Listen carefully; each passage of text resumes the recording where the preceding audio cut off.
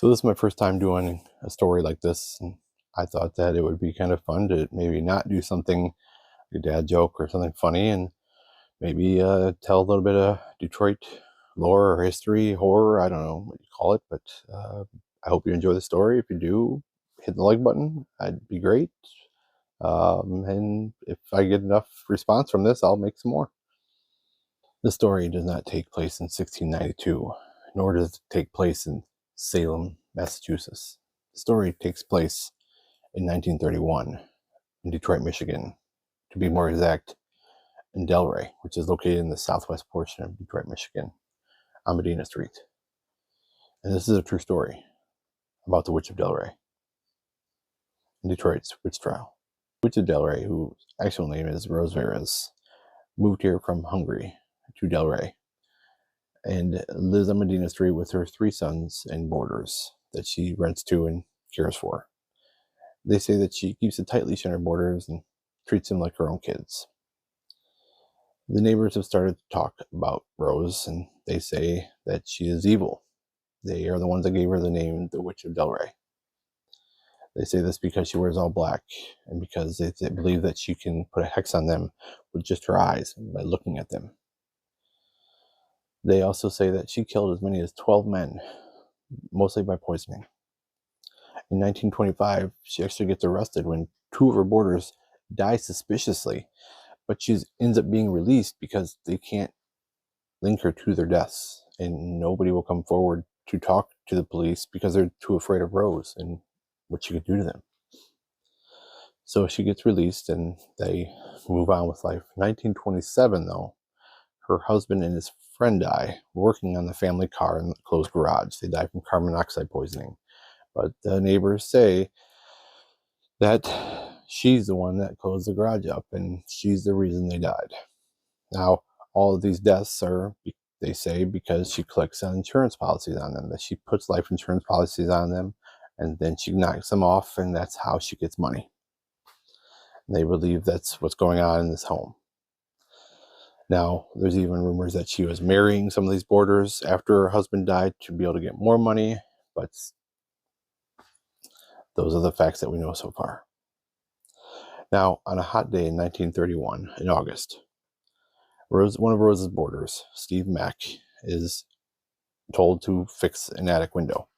So he climbs the ladder and goes up to fix the window, something happens, he falls, hits the house next door, falls to the ground, hits the ground, later dies in the hospital from his injuries. So the Detroit police are on scene that day in August, and they're looking in to see whether this is intentional or whether it was an accident. And when they're there, the neighbors start coming forward. They start telling them a lot of information about Rose, which they call the Witch of Delray. They start telling the police that she's evil, that she's killed as many as 12 men, that she does it for the insurance policies, that she has life insurance policies on all her boarders. Somebody comes and tells them that she has a $5,000 life insurance policy alone on Mac, which $5,000 in 1931, that's a lot of money. So with all of this, the police get extremely suspicious of Rose, and they really start to believe that this is all true. They've heard that she's evil. They looked at her in 1925, and now they start to think we might be able to actually get her this time. Maybe this time we can actually stop what she's doing. So a couple days later, Mac dies in the hospital from his injuries, unfortunately. And after this happens, the police turn the heat up even more. They know they have to build a case now against Rose. So they get a search warrant and to search her home. They go and they search her home and they find life insurance policies. They realize this is huge. She is killing these guys off for life insurance money, that she probably killed these other 12 men for life insurance money. This one, this Steve Mack, this is the one we can get her for. While they're there, though, they get a couple more witness testimonies. One comes forward, I believe it's one of her boarders, and tells them that Rose, her oldest son Bill, and 2 other boarders were trying to poison Mac with lye, and he wasn't dying fast enough. So Rose said that they had to find another way to kill him off. And then this happened. Another person comes forward, a neighbor, and says that they heard Rose and Mac arguing in another voice, and then Mac flew out of the window and fell to his death. So with all these witness testimonies in hand, The life insurance policies, they go and they arrest Rose and Bill, and they charge them with murder. Meanwhile, the newspapers in Detroit are getting all this information from that day in August, because they came to the scene when this happened, and they start hearing the neighbors talk. They start talking to the neighbors. And now this, I mean, of course, the Witch of Delray is a great headline grabber, and they start running articles, and it goes nationwide. So now, not just Delray knows her as the Witch of Delray. Nationwide, she's known as the Witch of Delray. And that's when Detroit has its own witch, and now their witch is about to go on trial. They have found more witnesses to come forward. The assistant prosecutor, McCrahy, goes to the news and tells them that Rose confessed to a witness, and that they will not name this witness until he testifies, but that they have a solid witness that has actually heard Rose confess to killing Mac. The prosecutor also stated to the news that Rose refused to talk to them, that they believed that she could speak English, that she was just pretending that she couldn't. And they also believed that she was just trying to stare at them and scare them, because that's all she would do when they talked to her, is just stare at them. And that she believed that she was putting a hex on them because they think that she believes she's actually a witch. After more than 100 hours of interrogation, though, I guess many members in the Detroit Police Department that tried talking to her now were afraid to talk to her, because they were actually believing she was a witch and that she was putting hexes on them, and that anything bad in their life that was going on was because of talking to Rose. The prosecutor also informed the newspapers and the radio shows that Rose and Bill were going to be held without bond, and that they were hoping that if people knew that she wouldn't be released and that they were safe, that more people would come forward with testimonies. During the trial, they had many witnesses to run through the stand. Witnesses came forward again stating that they heard Rose and Mac and another voice arguing, and then Mac fly out of the window. They had another woman say that they saw tools fall and nails, and then Mac fly out of the window, and they saw Rose in the window afterwards, so the attic window. Another person came forward and said that Rose, after Mac fell, came to her house and asked to use her basin and water to wash up, because she was covered in cobwebs and other things and signs that she had to, just assaulted Mac. So she had to wash them off. So these were most of the normal witnesses they had, these minor statements. But they had one key witness the prosecution was holding back until the end, and the key witness was a man named Walker. Now, Walker came forward. He was a boarder that lived at Rose's place with his family. He actually lived in the duplex next door, from what I understand. Now, his testimony is what really told the jury that she had done it. Walker is the key witness that McCrahy had teased about to the news. He is the one that Rose had confessed to. And Walker will explain what she had confessed here in a second. So Walker was a boarder that lived at Rose's. He actually had, it was a duplex, I guess, set up as a duplex. So him and his family lived on the other side of Rose's place. And so he lived there. Now, what had happened, he said, is that Rose came to him and told him that she killed Mac. And she said that her and her oldest son, Bill, beat Mac to a bloody pulp in the basement, and then, drug him upstairs and threw him out the window. And she told him that she did it all for the life insurance policy, and said that if he keeps his mouth shut, she'll give him $500 and he doesn't have to pay rent anymore. But she did ask him for $1.50 to pay the premium, so that way make sure the life insurance policy would pay out. Now, they did end up asking Walker if Rose spoke English and if this conversation was in English. And he said, yes, she does, and yes, it was. Assistant Prosecutor McCrahy, they say that he could talk anybody into anything, and that he could sway a jury, especially with his closing statements. Now, in his closing statement, he basically explained to the jury that Rose and Bill had first tried to poison Mac, and when that didn't work, they decided they would beat him in the basement with a deadly weapon, and they would beat him and bruised and bloodied him and drag him up through the trapdoor into the attic and threw him out the window to his death. And The jury took all that in. The only thing Rose had was a couple witnesses that testified saying that she didn't do it, but in the end, it didn't matter. Rose and Bill were convicted of murder and sentenced to life in prison. Detroit's witch trial was over, and they went away for life. Now, when I decided to research the story, I believed that this was all true, and that this was what had happened, and that the witch of Delray was like a female serial killer that had killed all these men, that she killed this guy. And I didn't even know that she had got arrested or convicted and went to prison. I didn't know her son went to prison also. But this isn't the end of the story. Like I said, the story's not over yet. But 12 years go by. They're still in prison. Rose and Bill Veras are still saying they're innocent, but not many people are listening anymore, and they're really starting to lose hope for understandable reasons. And after 12 years, it's a bright spring day in Jackson Prison where Bill is being held, and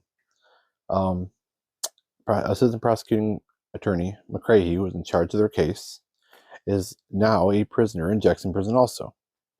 Because after being Assistant Prosecuting Attorney, he eventually became Prosecuting Attorney. And then they found out he was doing a bunch of bad stuff, and then he got convicted of protecting vice and gambling in Wayne County. And so now he's serving his sentence in Jackson Prison, along with Bill. So on the yard that day, he has set out to find Bill. And he finds him, and they have their first conversation of many that they would eventually have. And whether it was for guilt or whatever reason, he decides he wants to try to help Bill. And he talks to Bill and tells him, like, hey, listen, I'm really sorry about what happened. I was told I had to get a conviction. I was told that, no matter what, get a conviction for this case. Don't just let this go. Don't do anything else, just conviction. And that's what I did. And he said, for what it's worth, I believe you're innocent. So he does a lot of things that he can, as much as he can, from prison. He talks to the parole board for Bill. He tells Bill that I believe you're innocent, and that gives Bill incentive again and is fire in him to fight for his innocence again. While this is happening in Jackson Prison, Bill's younger brothers, Gabriel and John, are on the outside, and they're still trying to figure out a way to clear their mother and their brother, their names, and to prove everybody that they are innocent, because they know they are. And they're out fighting, and while they're fighting for all this, that leads them to this attorney by the name of Alina B. Klutz.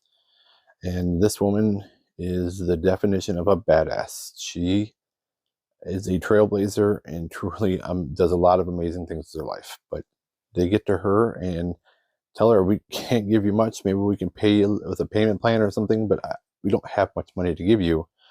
But she takes their case on. So now it's been 13 years, and this woman, Klutz, was able to get Bill a new trial. And he was sent back to Wayne County Jail to await his new trial. In the summer of 1944, they had a meeting with the judge. The prosecutor stated that he had done an investigation into the case and said he couldn't find any evidence or anything that would keep them from dismissing the charges against Bill.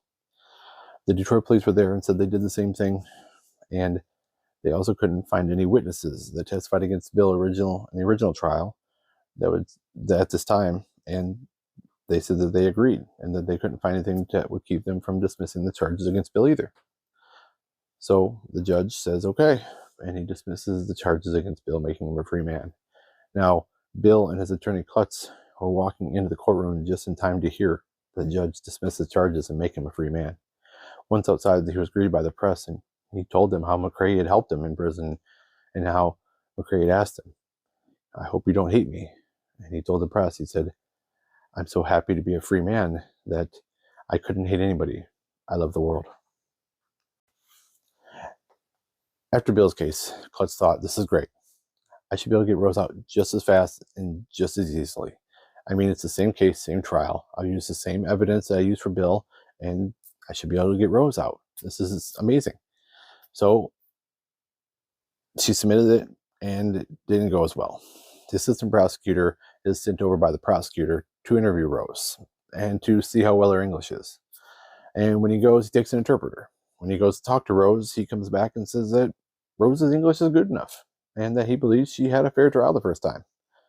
What that basis all in that was to basically say, like, nope, she doesn't get a new trial. I'm not exactly sure or how that works, but they say no.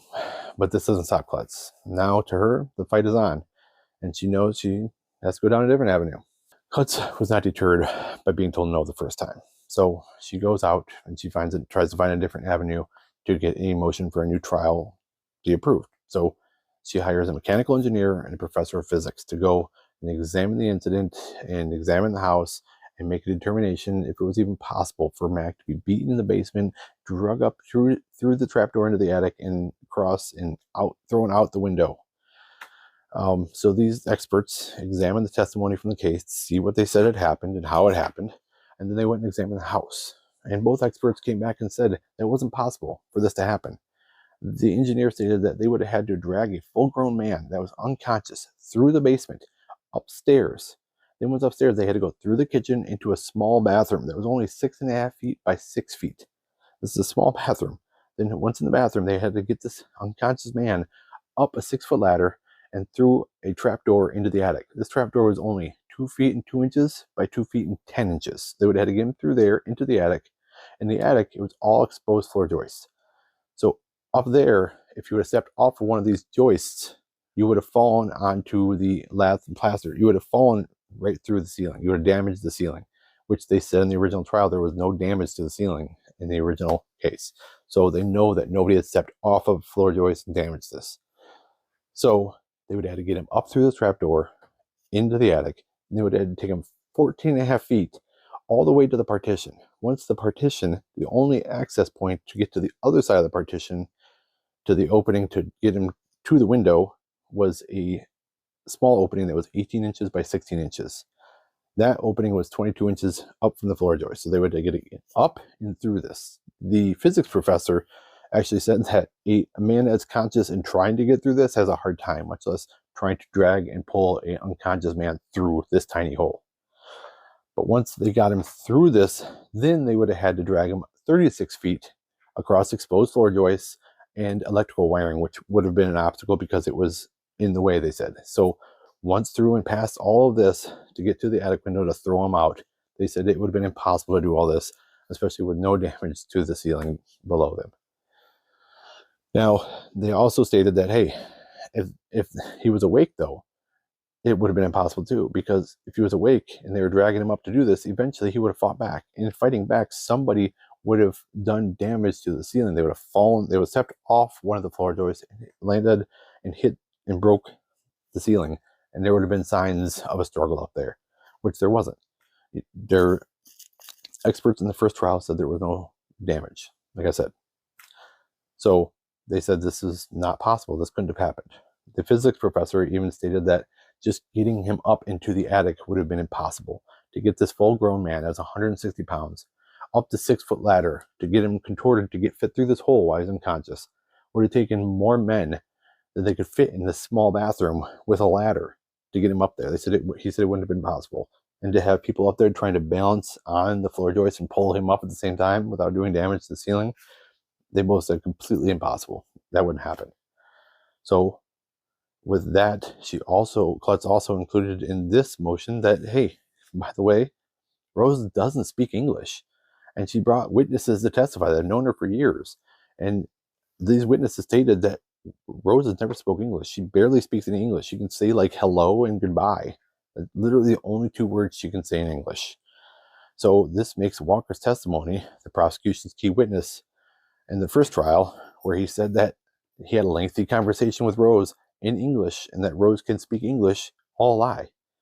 Yet, again, denied a new trial. After being denied again, this doesn't stop Klutz. I told you, she was a badass. So she keeps fighting. She goes and she keeps digging until she finally is able to find a technicality. She gets Rose a new trial based on a technicality, because in the first trial, they brought back the verdict and gave it to the clerk because the judge had gone home for the day, which they're not supposed to do. They can't give the verdict to anybody but the judge. to make sure there's no tampering or anything else. So since this happened, they were able to get a new trial. The new trial starts on November 27th, 1945. Walker again testifies saying that Rose did it, that she confessed to him, offering him a bribe, and that she did it all for the life insurance policy. A few other witnesses testify saying the same thing they did in the first trial, but a few witnesses testify saying that different things. They change their testimony. And a witness even says that she doesn't remember. And when they ask her for some more questions, she says she doesn't remember. Then they ask her, after reading her the transcript from the first trial, trying to refresh her memory, she says, I don't remember. So she wasn't much of a witness for the prosecution. And the judge warned her that if she lies under oath, it's bad. But she doesn't remember. Life insurance salesman testified this time, and he said that Mac actually had two $300 policies. It wasn't $4,000 or $5,000. It was two $300 policies. And he said that Rose wasn't the life insurance beneficiary. So that had all changed. But he also stated that, yeah, Rose had paid the premiums sometimes. But he said that a lot of these women that have boarders that take care of them do pay the premiums when they're due sometimes. And a lot of them are beneficiaries of the boarders' life insurance policies. That's nothing unusual. Let's go back and look at some of the other things from the previous trial and the newspapers and stuff like that. So that way you can see other things that may show you what Rose did or didn't do here. So in 1931, the Detroit Free Press actually quoted a deputy as saying that he saw nothing unusual about 10 men dying over 8 years in a transient rooming house situation. He also saw it not to be unusual that foreigners would be insured for burial expenses by their landlords. I mean, they didn't have anybody else to take care of them if they died, so that's why. And he also said it wasn't unusual that somebody might pay their premiums. He said he's heard stories of salesmen paying the premiums for these life insurance policies if their customers were late. So those rumors were all because of that. Now, the other two deaths would have been her husband and her friend in 1927. Now, those two deaths were her husband and her friend, like I said, when they died working in the garage on the family car.